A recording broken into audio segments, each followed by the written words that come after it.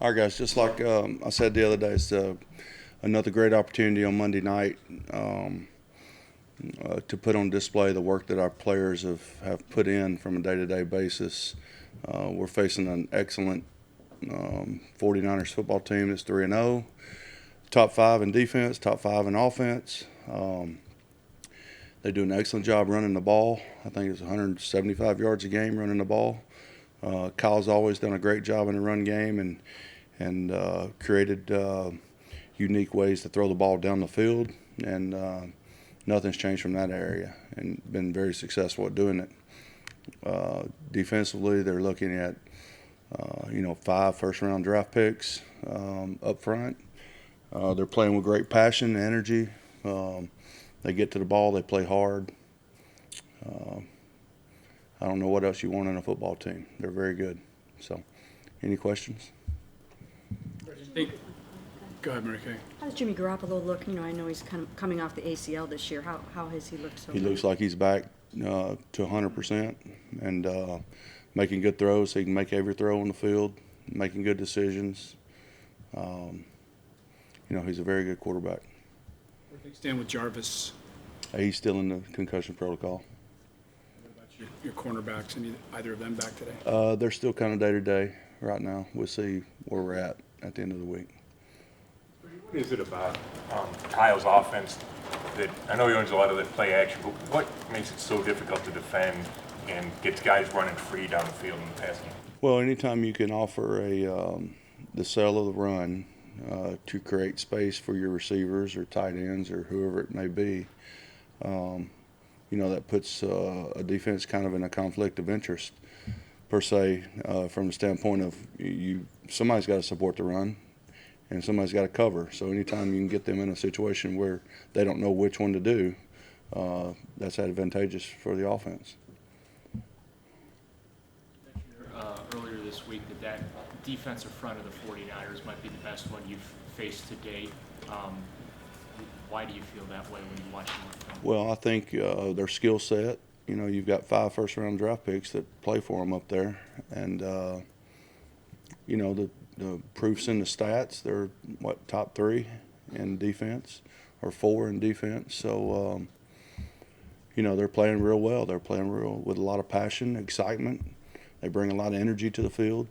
And then when you start talking about their skill set, they're quick, they're fast, they're long, strong. So a lot of attributes you like in defensive players. Freddie, you said a couple weeks ago it was incorrect to think that an offense is just going to carry over from the previous season with the same identity. Do you feel like, though, that Sunday you took a big step to kind of figuring out, okay, this is what we can do offensively? Yeah, I think but the thing about our business, I've said before, is you get judged at the end of every week, and it's straight pass-fail. And what you have to do is sometimes you have to temper those from the standpoint of you want to make just as much progress from the wins as you do the losses. Just because you lose a game doesn't mean you didn't make progress, and just because you won a game didn't mean you didn't go backwards. So you have to evaluate and call a spade and say that this is the areas that we can get better at.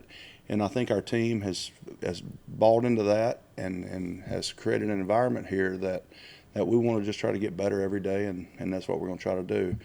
And I think we did some good things on Saturday or on Sunday, but it has to continue, or you won't stay the same. Sometimes you can create an identity through some losses, figuring out some stuff that There's no doubt, and I think we learned a lot about ourselves, but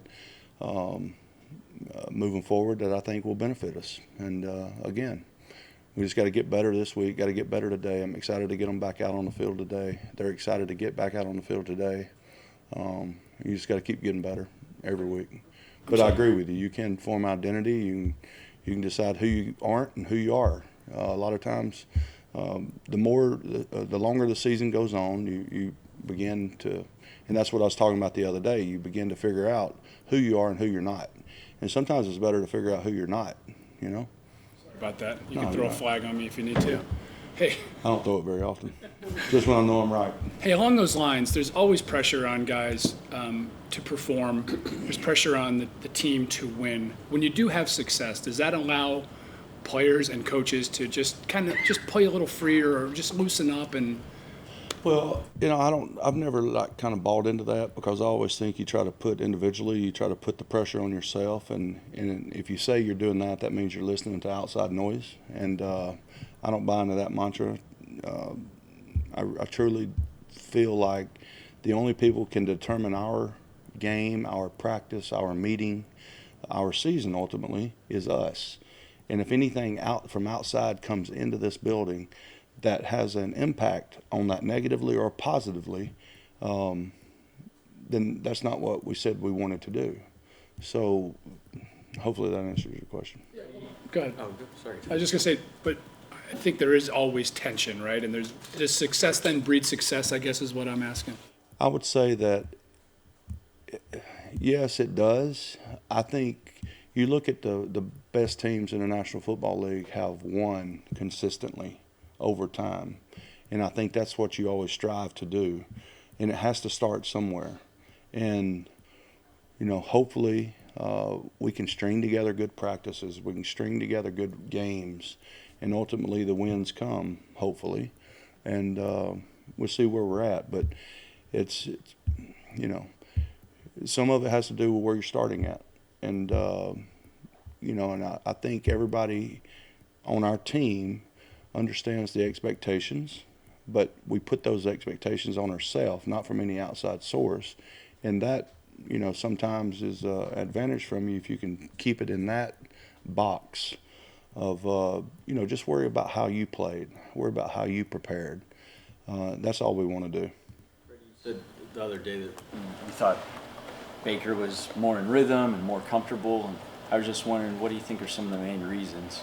Well, I think, one, he made a conscious effort to prepare, and he prepares every week. He's a football guy. He made a conscious decision to prepare and play good with his eyes and his feet and things like that. But one thing that gets overlooked sometimes, the guys around him played better too.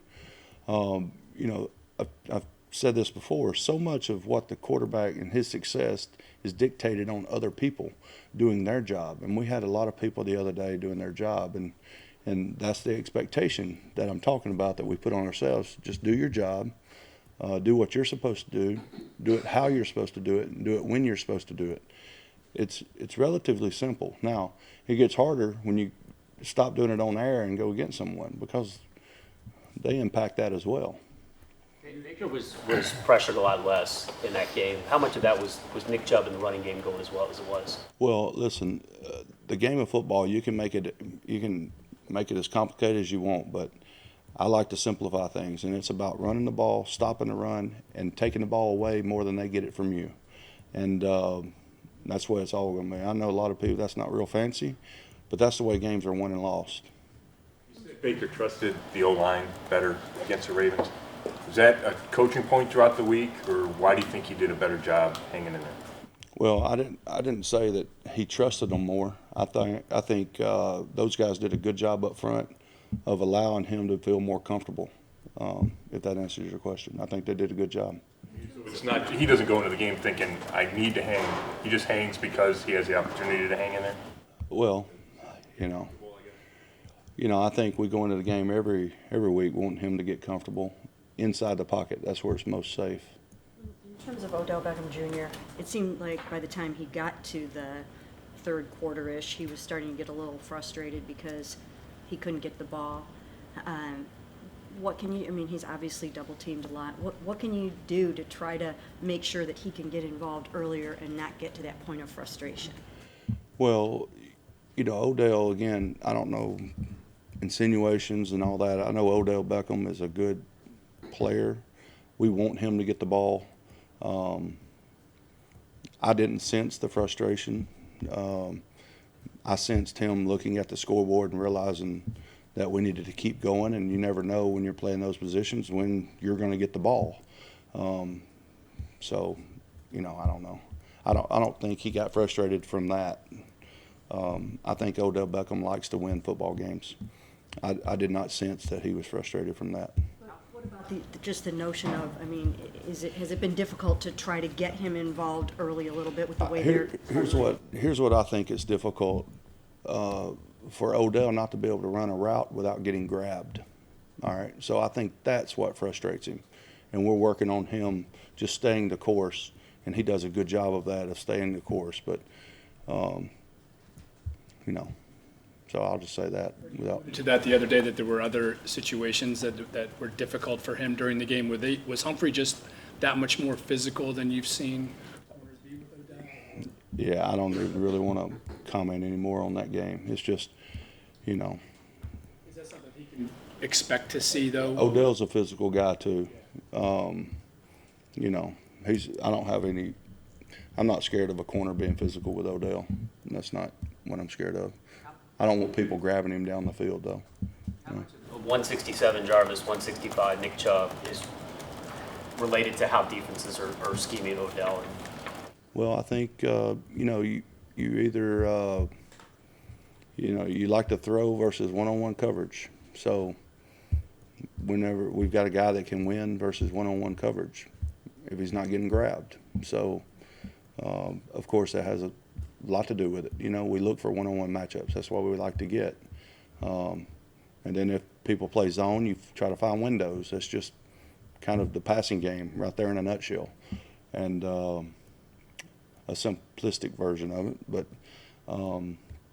anyway, so yeah, of course it has everything to do with it, you know. But those guys have to do a good job of it. Does no good if you do that and those guys can't go and win and be successful. Then they've accomplished exactly what they want to accomplish. So it's just kind of basic math, you know. Nationally for how Joe Schobert's been playing. I'm just curious from your perspective, what have you seen from him, and what do you like about what he's been able to give you? I think Joe's played fantastic up to this point in the year, but I also want more out of Joe. I want him to keep going, and I think he wants more out of himself. All of our guys, the guys that have played good, I want more from them, just like I want more from the guys that haven't played so good. So, and I think that's the environment that we're in with our team. Is everybody wants to be better every day. Everybody wants to just get just a little bit better every day. You're not going to make leaps and bounds. Just get better every day, and then we'll see where we're at the end of this week. We'll see where we're at the end of next week. You know, and then it just kind of continues to grow. Was it disappointing that Kirksey had to have the surgery and it's going to be out? You know, Kirko is a major part of our team, not just our defense, but he's an emotional guy. He's a bring your lunch pail to work guy every day. So it's always tough when you lose guys like that. And, you know, I think he made the best decision for him and his career. And you know, I hate anytime somebody has to have surgery, but that's going to get him back to us faster. Do you want him to continue to be filling that Around? leader? No doubt. Yep. Are you still amazed, even though you've seen it in practice from Odell, that throw that he made? I mean, are you still amazed that he can uncork a pass like that, especially after he had to, you know, shake off a couple guys? Well, I worked with him a lot last week on exactly that. And the way I drew that up, like I said the other day, was for him to make this guy miss, and then split the next two. And that limits, it's that math again that I was talking about, that limits the amount of people down the field, and it's one-on-one. So, but yes, he's a special guy from that the physical standpoint. Which is, you have more confidence in Odell's arm or Jarvis's pitch ability on that option? You said that might not have been an option. I have total confidence in all of our guys when I put them out there, and when we draw up plays like that, I have total confidence. And now you're assuming it was an option too. I am assuming. So. Good. What are the biggest challenges on a schedule that sees you play Sunday night, Monday night, then back to 1 o'clock, and now back to Monday night? Well, they didn't make it easy on a first-year head coach, I know that, but y'all supposed to laugh at that. But it's here's what you'd like to do, and we've done a good job of that, I think, is just get these guys in a routine. Everybody likes a routine. Everybody likes getting up in the morning and grabbing your coffee and driving to work or whatever you do. Everybody likes to do the same thing every day. And then if anything changes, you adjust to it, of course. But you know, again, that's why today is Wednesday for us. We maintain the same schedule every week. We get to the hotel at the same time every week. You know, our travel's not dictated by the time we leave. It's dictated by the time we get to the schedule, because I want everything being constant for those guys in a consistent manner.